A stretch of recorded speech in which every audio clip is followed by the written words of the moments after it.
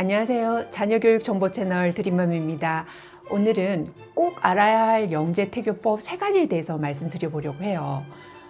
제 지인이나 또는 학부모들에게 가장 많은 질문을 받았던 것 중에 하나가 태교는 어떻게 했나요? 라는 질문이었어요. 사실 특별할 거 아닐 수도 있지만 이 3가지만 지킨다면 여러분도 누구나 영재태교를 할 수 있는 거고요. 또 영재를 낳을 수 있는데요. 이게 가능한가요? 라고 한다면 대부분 가능하다고 말씀드릴 수 있어요. 왜냐하면 여기 부모의 그 뇌를 유전적으로 받는 것은 그릇으로 표현이 된다면 그 그릇에 담는 내용물은 태교라고 볼 수 있는데요. 이렇게 소중한 태교법의 3가지를 알려드릴 테니 지금 출산을 염두에 두시거나 또는 임신 계획이 있으신 분들은 채널 고정해 주세요. 먼저 첫 번째는 산모가 열심히 공부하기인데요. 저도 처음에 임신했을 때 아이를 천재로 키우겠다 이런 컨셉은 아니었어요. 그런데 이왕이면 건강했으면, 이왕이면 똑똑했으면, 이왕이면 키도 좀 컸으면 이런 욕심이 스물스물 들더라고요. 여러분도 그렇지 않나요?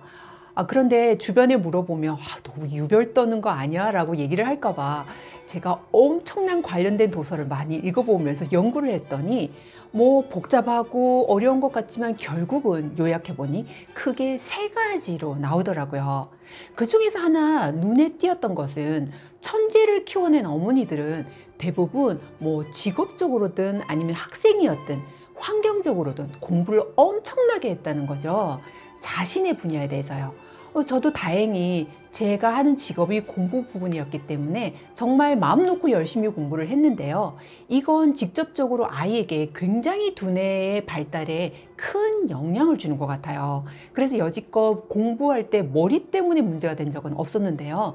주변의 지진도 마찬가지였어요. 근데 이제 예를 들어서 아이가 이공계 계통의 공부를 시키고 싶다. 그렇다면 엄마가 수학 공부를 해야 되나요? 이런 걸 이제 궁금해 하실 수 있잖아요. 그렇지가 않아요. 저는 문과인데 아이는 철저히 이과형이고요.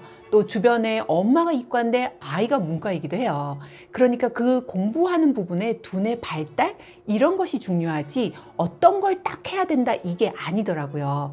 그리고 간간히 아이를 위해서 그림책을 소리내서 읽어준다 이런 거 좋죠. 그렇지만 이걸 1년 내내 할 수는 없잖아요. 10개월 내내. 그러니까 여러분이 해야 하는 공부나 여러분이 좋아하는 공부를 하시면서 아이를 위해서 간간히 그림책을 읽어주거나 하는 활동을 하시는 것이 더 두뇌 활동에 효율적이라는 거죠. 영재태교법 2번째는 모차르트 음악 매일 듣기인데요. 전 출산 이전까지 모차르트 음악을 계속 매일 들었어요. 모차르트 음악 자체가 굉장히 규칙적이면서도 편안해서 태아의 두뇌의 발달에 굉장히 도움이 된다고 하는데요. 사실 이렇게 집중력과 기억력에 도움이 되는 최적화된 알파파의 음악이 모차르트 태교 음악이라고 그래요. 그럼 다른 음악은 없어? 라고 하는데 저는 최적화되었다고 하니 그리고 또 개인적으로 이 음악을 너무 좋아했기 때문에 저는 매일 들었는데요. 그리고 사실 내 아이를 위해서 특별히 해주는 것도 없는데 이 정도 못 해주겠어 라는 생각도 들었고요. 그리고 또 제 자신도 좋아했고 해서 출산 이전까지 또 영유아 시기에도 계속 들었는데요. 어때요? 너무 심플하죠? 영재태교법 3번째는 태아와 산모가 꼭 필요한 3-4가지의 음식을 메모장에 적어서 섭취하기예요. 어떨 때는 의욕이 불끈불끈해서 아이에게 좋다는 걸 막 찾아 먹었다가 또 금방 지치고 때로는 엄마가 먹고 싶은 거 그것만 먹다가 아차 우리 아이를 위해서 라고 생각할 때도 있잖아요. 그런데 이렇게 10개월 내내 꾸준하게 지속하려면 적어도 저도 좋아하고 산모도 좋아하고 태아에게도 꼭 필요한 3-4가지 정도의 것은 기본적으로 메모장에 적어두는 거예요. 그래서 그걸 펴놓고 이런 걸 먹어야지 라고 생각을 하고 먹는다면 적어도 영양의 불균형이라던가 또 아이의 그런 성장에 뭐 이게 놓치는 이런 경우는 없는데요. 그래서 저는 뭐 누구나 다 아는 소고기, 콩류, 멸치류, 두부, 뭐 기타 등등 여러분이 좋아하고 태아에게도 꼭 필요한 걸 몇 가지를 적어 두셔서 그걸 식사 때 테이블에 올려놓고 염두에 두시면서 먹으면 이런 방법들이 굉장히 심플하고 쉬울 것 같잖아요. 그런데 오래 지속하는 게 되게 중요해요. 그래서 정말 천재를 키워내신 어머니들이 그리고 주변에 한 천재하는 어머니들이 하시는 방법이기도 했고 저 또한 효과를 봤는데요.